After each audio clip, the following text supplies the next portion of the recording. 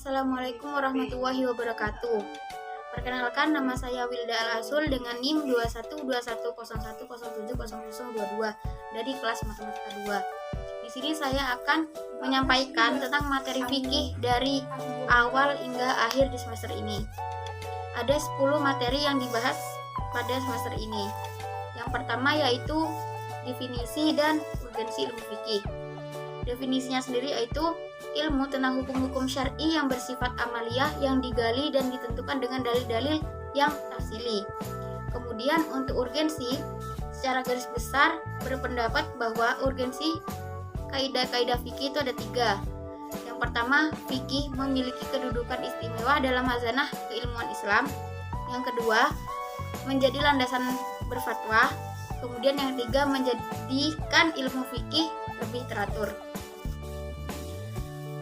Materi yang kedua yaitu sejarah perkembangan fikih dari zaman Rasulullah sampai sekarang. Pada zaman Rasulullah, pengambilan dalil atau hukum fikih hanya Al-Quran dan hadis karena semuanya kembali kepada Rasulullah. Kemudian pada zaman sahabat tidak terbatas hanya pada Al-Quran dan hadis. Sudah berkembang ijtihad para sahabat dan pada zaman sahabat ada ijma. Kemudian pada zaman tabi'in, ijma berkembang menjadi ijma dan qiyas. Dan yang terakhir pada zaman ulama, muncul disiplin ilmu tentang kitab fikih, kemudian timbullah banyak perbedaan pendapat. Untuk materi yang ketiga yaitu aliran-aliran fikih. Di sini ada 3 mazhab, yaitu mazhab Hanafi, mazhab Maliki, dan mazhab Syafi'i. Untuk aliran juga ada 3, yaitu aliran Syafi'i, aliran Hanafiyah, dan aliran Mutaakhirin. Materi selanjutnya itu taklid, talfik, dan itba.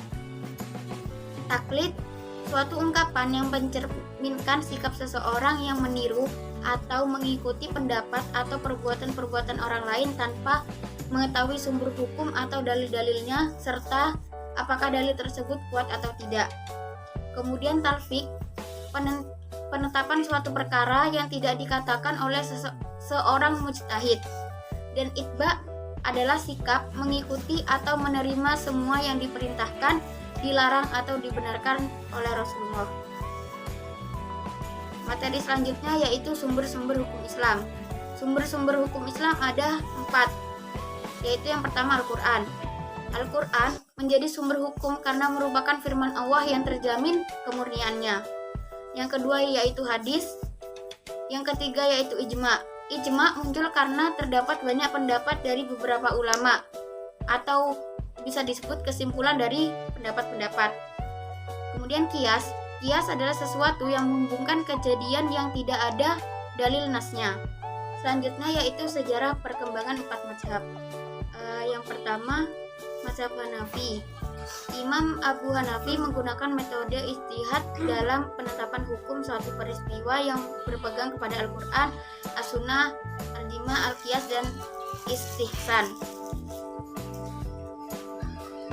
Kedua yaitu mazhab Maliki. 3 hal yang dapat membantu perkembangan mazhab Maliki yaitu yang pertama, pemikiran beliau terkodifikasi dengan baik. Yang kedua, murid dari beliau terdedikasi menyebarkan fatwa secara metode berpikir dan mazhab. Yang ketiga, terlibatnya penguasaan dalam penyebaran mazhab. Mazhab Syafi'i. Imam Syafi'i memiliki metode tersendiri untuk istinbat berdasarkan 5 sumber hukum, yaitu Al-Quran, hadits, ijma atau kesepakatan, dan qiyas. Pengertian dan perbedaan serta ruang lingkup fikih dan syariat. Pengertiannya sendiri yaitu fikih merupakan disiplin ilmu yang dibangun berdasarkan prosedur dan metode ilmiah tersendiri yang dikenal dengan usul fikih. Sementara syariat diartikan sebagai norma hukum dasar yang ditetapkan oleh Allah SWT yang diwajibkan diikuti oleh umat Islam. Perbedaannya, fikih dan syariat memiliki beberapa perbedaan. Salah satunya ialah fikih ruang lingkupnya terbatas dan perbuatan hukum manusia yang biasanya disebut sebagai perbuatan hukum. Sedangkan syariat ruang lingkupnya bersifat umum atas semua perbuatan manusia sebagaimana tertuang dalam Al-Quran dan Sunnah.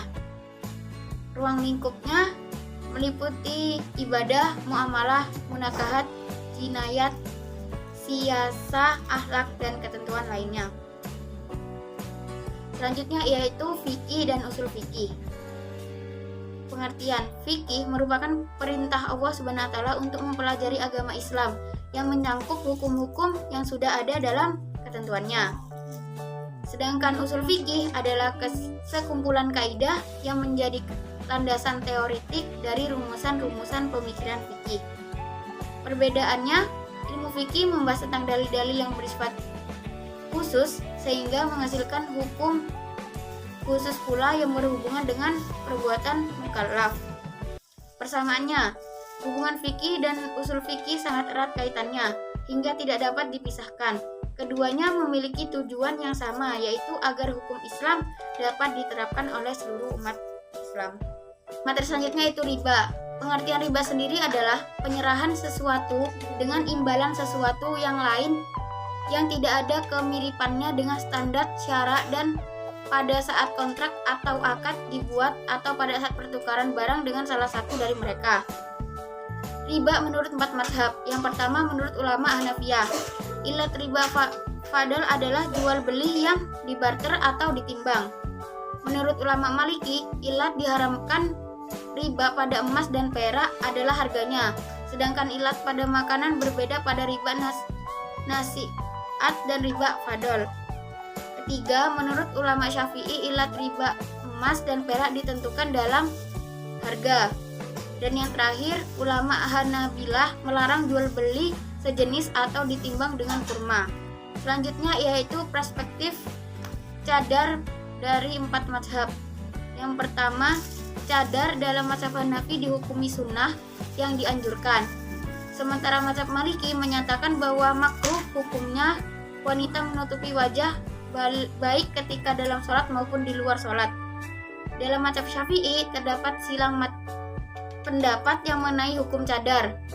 Ulama mazhab Hambali menyatakan bahwa memakai cadar hukumnya mubah. Mungkin cukup sekian penyampaian materi dari saya. Kurang lebihnya mohon maaf. Wassalamualaikum warahmatullahi wabarakatuh.